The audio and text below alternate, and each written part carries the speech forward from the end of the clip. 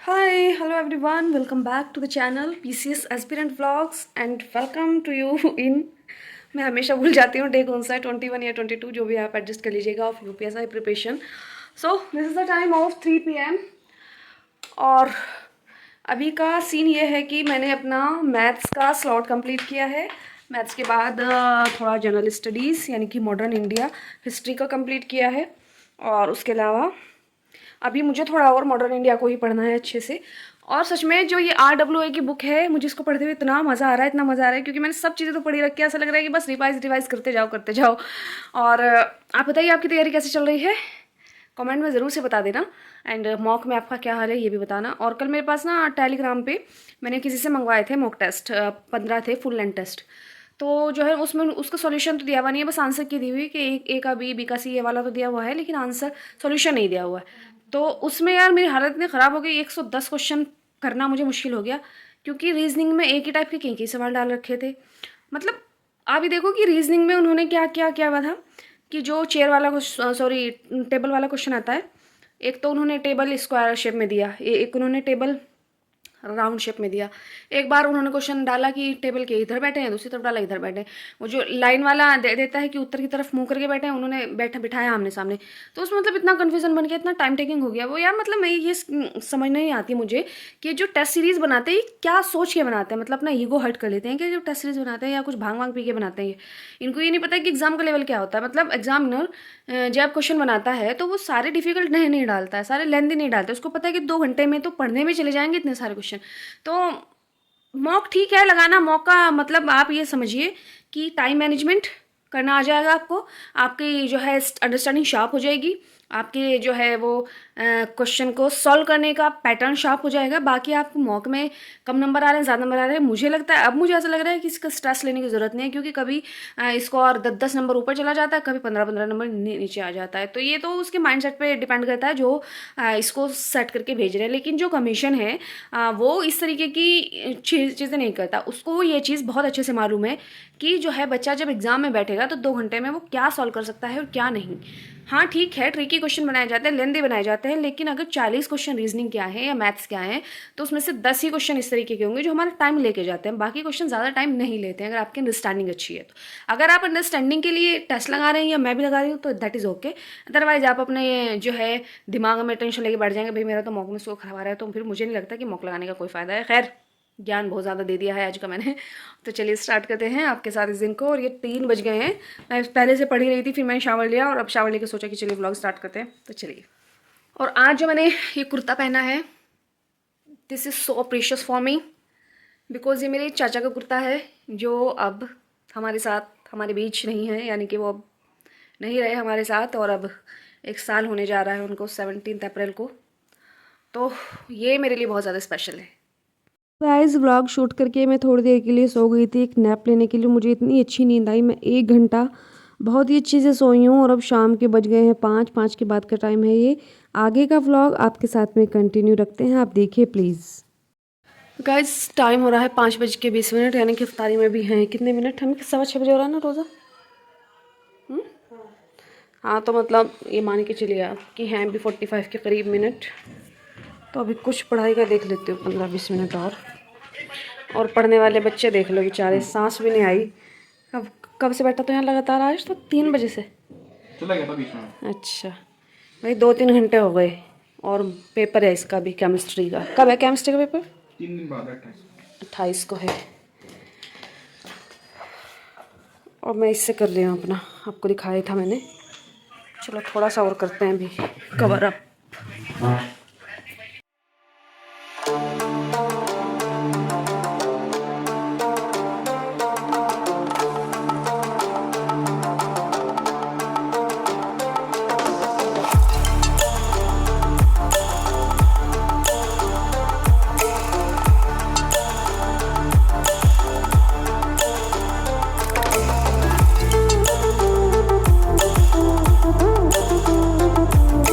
Guys ये है इफ्तारी time और आज मैंने हेल्दीएस्ट वर्जन बनाया है पकोड़े का, जिसमें मैंने बहुत ही कम तेल का यूज़ किया है।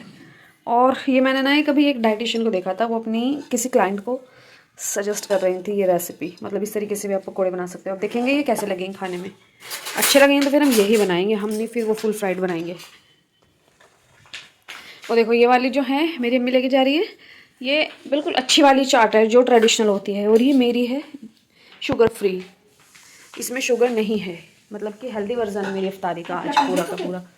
अब थोड़ी सी कचरियाँ तल लेते हैं क्या। हाँ रायता लाओ, अच्छा हाँ रख दो चलो।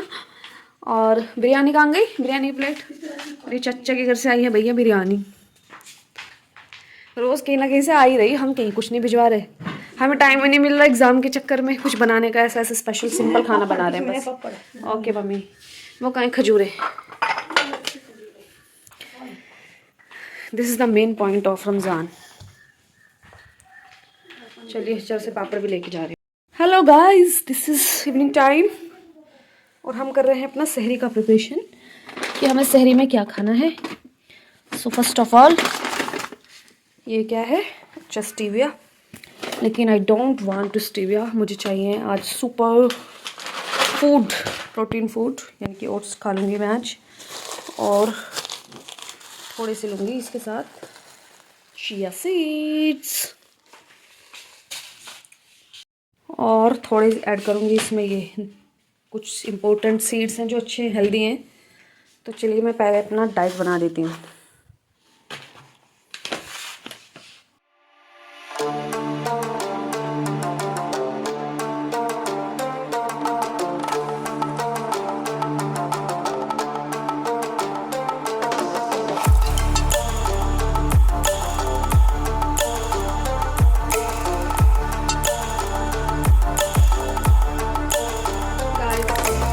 चाय बन रही है और देखो ये उसमें से जो नट्स का पैकेट था ना उसमें से निकली है एक अंजीर, अंजीर नहीं है ये कीवी है, कीवी, इसको ट्राई करके देखते हैं कैसा लग रहा है, ये ड्राई कीवी है।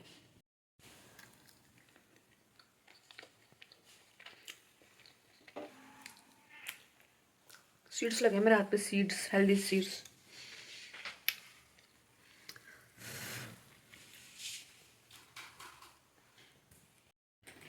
गाइस रात के 10 बज गए हैं, ये देखिए आप टाइम, और अभी मैंने अपना प्रैक्टिस सेट निपटाऊंगी, उसके बाद मुझे थोड़ा जीएस और करना है, फिर हिंदी करना है, मैथ करना है, बहुत सारा काम है मुझे आज रात में। और ये बिल्ली यहाँ बैठी है, किसका नाम है, किट्टू, बिल्लू यहाँ पे खाना खा रहा है मेरे पास बैठ के, और ये दोनों आज मेरे पास ही रहने वाले हैं क्योंकि अम्मी को बहुत ज़्यादा प्रेशर। और हाँ, अब मुझे करनी है आपसे बहुत सारी बातें, बहुत सारी कमेंट्स आते हैं मुझे बहुत प्यारी प्यारी गर्ल्स के और बॉयज़ के कि भाई ऐसा ऐसा, मतलब अपने थॉट्स तो शेयर करते हैं, तो कुछ बातें मुझे भी आपसे करनी है तो मैं करूँगी अब आपसे बातें। तो गाइस जैसे कि हम सब एक एग्ज़ाम की तैयारी कर रहे हैं, और ऑलमोस्ट मुझे पता है कि जो भी ये वीडियो देख रहा है ज़्यादातर लोग उसमें से यूपीएसआई के कैंडिडेट हैं, और कुछ वो लोग हैं जो मेरे साथ स्टेट सर्विसेज की तैयारी करते हैं, वो भी कंटिन्यू मेरे व्लॉग्स देखते हैं, वो चाहे जैसे भी हों, तो शायद वो भी लोग कुछ देख रहे हैं।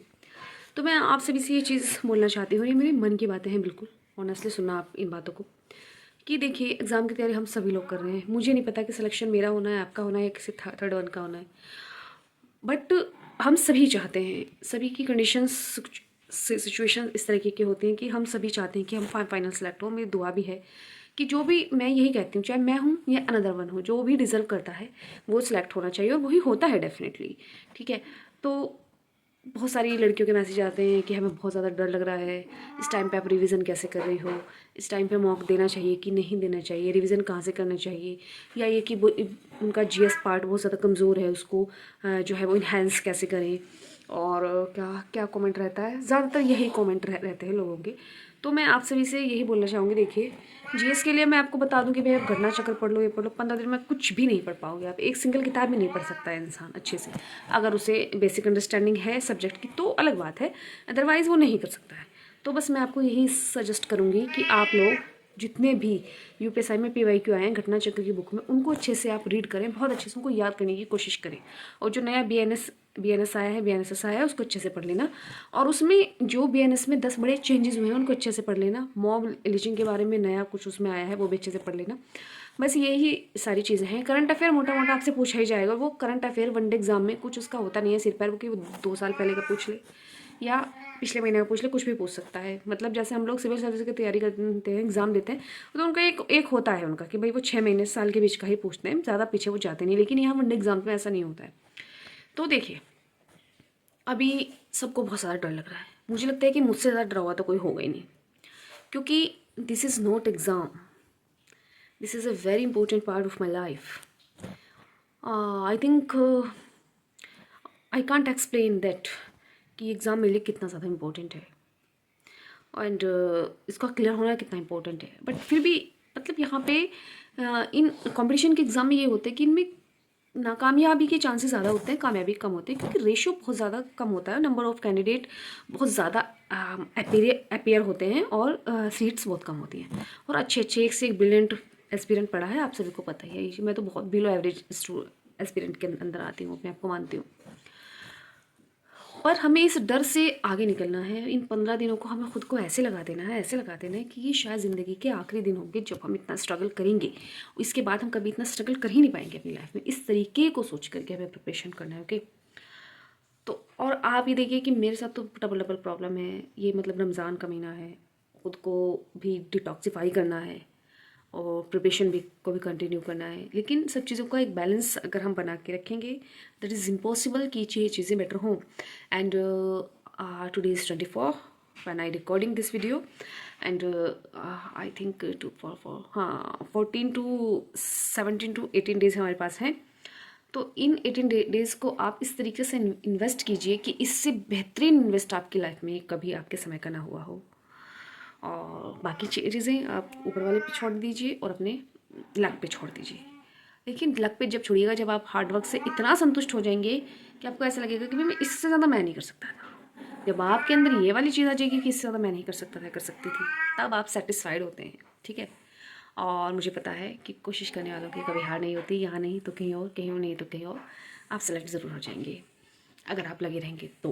क्योंकि कंसिस्टेंसी मांगती है सक्सेस. और दूसरी बात यह है कि मैं वो 6 चीज़ें मतलब वो सिंपैथी गेन करने वाला मेरा है नहीं, मतलब इस तरह का मिजाज जो है कि भाई मैं सिंपैथी गेन करूं. वरना मेरे को पता है कि मैं किस सिचुएशन में इस एग्ज़ाम को दे रही हूं और एग्ज़ाम का कट ऑफ क्लियर होना मेरे लिए कितना इंपॉर्टेंट है. वो मैं बताऊंगी अगर मेरा एग्ज़ाम क्लियर हो गया, तब मैं आपको बताऊंगी, अभी नहीं बताऊंगी. आप लोग मेरे लिए प्लीज़ अपनी ख़ास दुआ में मुझे याद रखिएगा, अपनी प्रेयर्स में, अपनी प्रार्थनाओं में, अपनी दुआओं में, अपनी नमाज़ों में, अपनी पूजा में, कि प्लीज़ अल्लाह जो है इस मेरी मुश्किलों को आसान कर दे, मेरी लाइफ को ईजी बना दे. एंड मैं भी आप सभी के लिए दुआ करूँगी. तो व्लॉग को कंटिन्यू करते हैं गाइस, बातें बहुत हो गई हैं. तो गाइस मैंने टेस्ट लगा लिया है, टेस्ट नंबर 13, और आज का स्कोर कुछ इस तरीके से है. 5 गलत हुए हैं, एक मैंने छोड़ा था, समझ नहीं आ रहा था, अब देखूँगी इसको. 34 मेरे करेक्ट हुए हैं. तो पिछली बार मेरे 36 करेक्ट हुए थे और इससे पहले वाले में मेरे ओनली 28, मतलब कि मेरे 11वें में मेरे 36 करेक्ट हुए, 4 ही गलत हुए थे. 2 छोड़े थे, 2 ही गलत हुए थे. और इस वाले में मेरे इतना बुरा टेस्ट था ये, इसमें हुए मेरे 28 ही ठीक हुए कुल. और ये आकर थी मुझसे उस दिन गिनने नहीं आती थी, लेकिन अब गिनने आती है, तो इसमें मेरे अब ठीक हो जाएंगे, अब कोई दिक्कत नहीं आएगी इसमें. और ये वाला भी सब ठीक है ऑलमोस्ट. अभी चेक करती हूँ मैं इसका क्या है क्या नहीं. गाइस प्रैक्टिस सेट कंप्लीट करने के बाद मैं थोड़ा सा रेस्ट कर रही थी. आधे घंटे का मैंने गैप लिया है. अभी 12:30 बज गए हैं एंड 12:30 नहीं बजे, अभी 12:15 करीब हुए. अभी मुझे समास वाला चैप्टर करना है, उस समास के बाद मुझे करना है ये वाला समास. 1 सेकेंड, हाँ, समास के बाद करना है मुझे वर्तनी शुद्धि, और उसके बाद करना है मुझे आधा घंटा साहित्य. उसके बाद करूँगी मैं रीजनिंग की क्लास. गाइस अभी टाइम हो गया है, देखो 2 बजने वाले, और इसका सोने का कोई नाम नहीं. जब तक मैं नहीं सोऊंगी ये भी नहीं सोएगा. मैंने भी निपटाया है, थोड़ा रह गया है. अभी मैं 1.5 घंटे के लिए सोऊंगी. मैं उठूँगी 3 बजे. एक जितना टाइम बचा है बस 3 बजे तक सोऊंगी, फिर 1-1.5 घंटा पढ़ूंगी, फिर सहरी घर करेंगे. बस इस व्लॉग को मैं यहीं बैंड कर रही हूँ. एंड आज का जो व्लॉग है, मतलब वो सहरी का रूटीन से इफ्तारी के रूटीन तक का मैं कल वाले व्लॉग में दिखाऊंगी, तो वो भी शूट करना है. तो अभी के लिए बस इतना ही. Bye bye.